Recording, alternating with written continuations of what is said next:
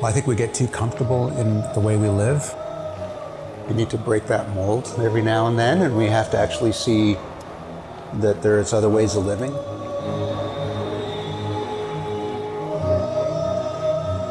It doesn't change your level of happiness, it might improve it even. And we need to see these parts of the world a little bit outside of our comfort zone.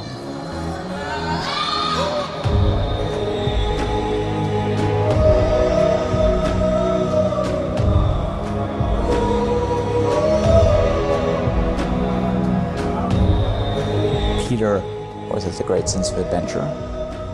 And the moment he said Tajikistan, I straight away said, okay, cool, let's go.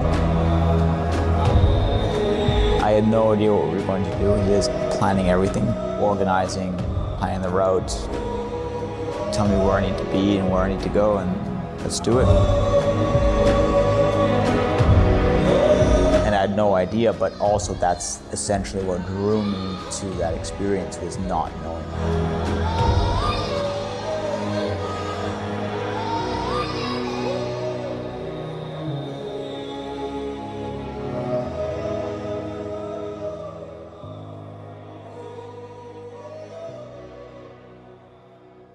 What's exciting about it is arriving and being sort of thrown into an environment where it's like, okay, now what?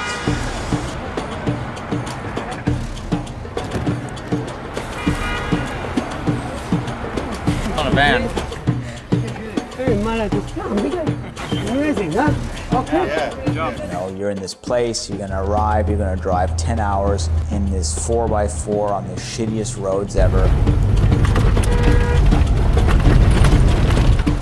Thinking about you guys, you know, Gaskell's told us about this trip, and we've been sitting in this truck for 15 hours, and it's really uncomfortable, and we really haven't gone anywhere. And it was pretty rough, maybe 48 hours to get to where the riding started.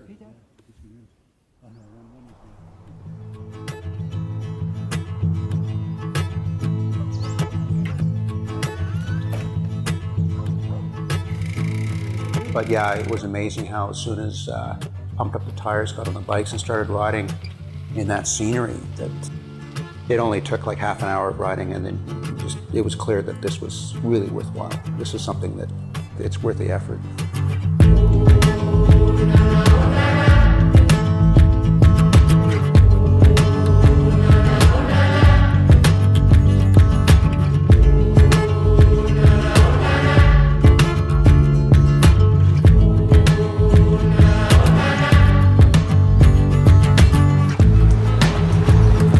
Saw Christian's face, a smile just emerged, you know, and like the thumbs up that, yeah, this was worth it, because certainly at first he was a little concerned, understandably.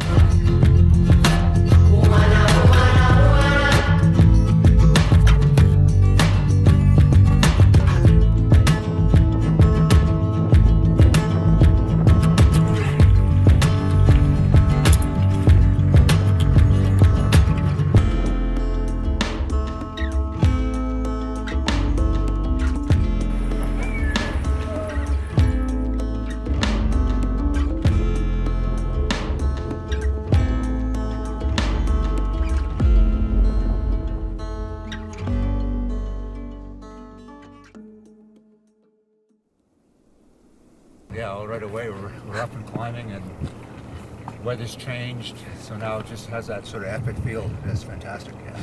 Really good.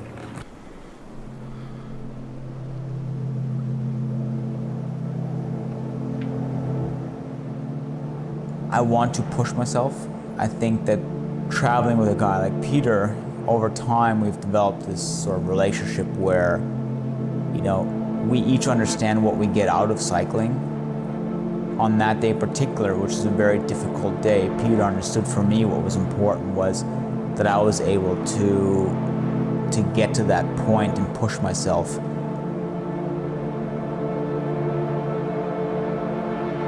When you go to a certain point of fatigue and effort, and it's only in those moments that I feel that you can really sort of, when you're at your limit, that you can actually absorb those sensations. Feeling the crispness in the air, and it's about hearing sort of the tires crunching below in the gravel. I mean, these are things that I'll always remember.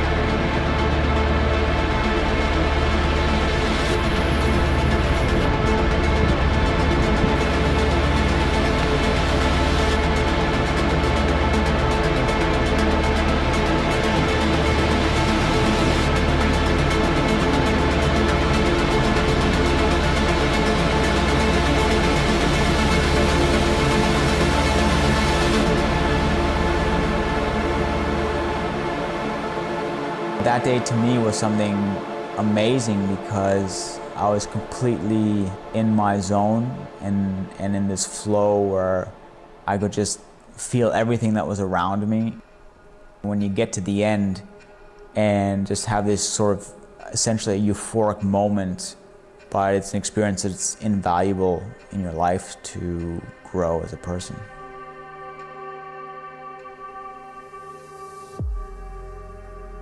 We had sort of had to make a last-minute change in where we were going to sleep that night. And as I was already rolling, I thought, well, you know, let's just go. We're on the Pamir now. When you hit that first section of pavement, all of a sudden you're sort of going at 40K an hour again. You get this sort of sense of like, oh, okay, I'm going to make it there pretty quick. But the sun was going down very quick also. And very rapidly we found ourselves in the dark. You know, the truck just drove behind me with the lights on while it was dodging potholes and I was jumping potholes. You know, the temperatures were starting to drop. We were always probably around -5, -6. The end of an amazing day.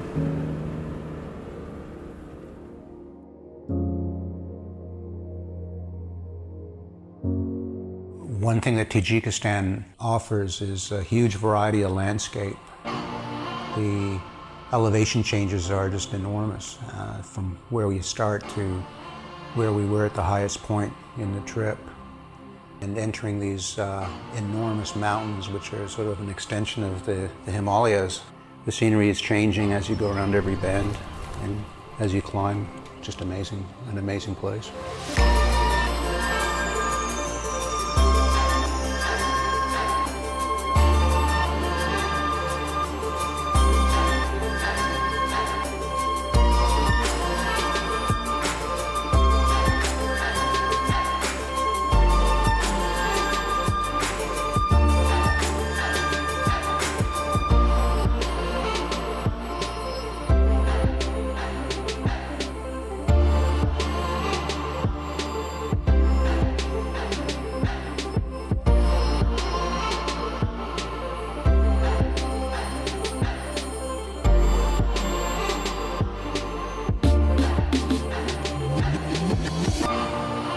Think of a place that is so inhospitable, where you're up at 4,600 meters, yet people in that country are completely self-sufficient in terms of food, able to grow everything that they need to eat, from fruit to potatoes and carrots and vegetables, and raise their animals.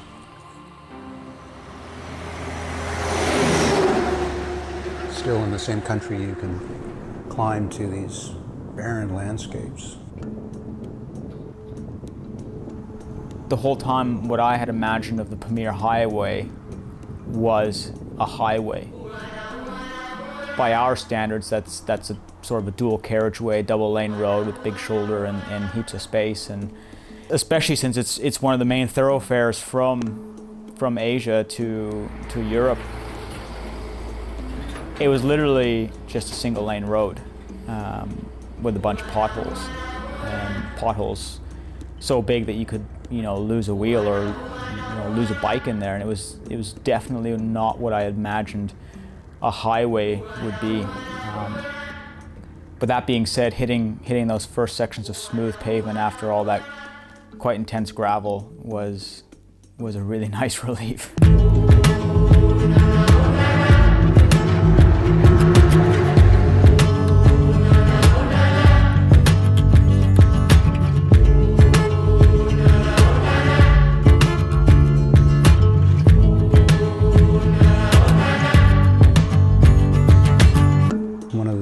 things about Tajikistan that's almost makes it so epic is that the landscapes are so big and the distances are vast, and it's sort of a shock to, coming from a European perspective, to go there and realize, well, you know, this valley is going to climb for another 300 kilometers, and you think, what? Like,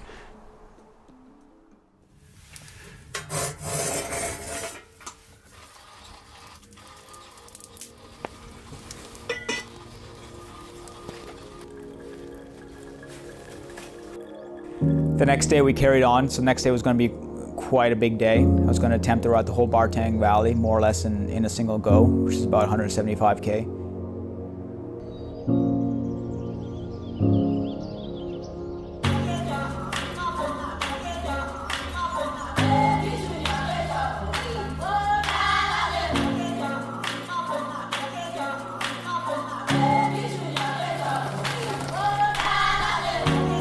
you know, anytime you do a trip like that, you're always thinking about, yeah, but there's this other road, you know, and geez, I wonder how that would connect. And I've actually already started to plan to go back.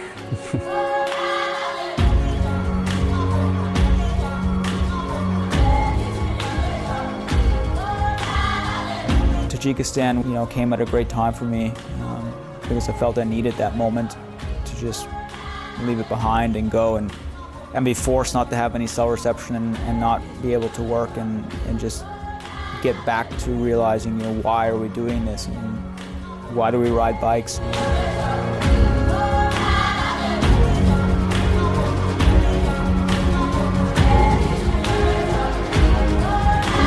And you know, that trip for us was really about just experience life and live life to its fullest and see how other people are living their life to their fullest and share that.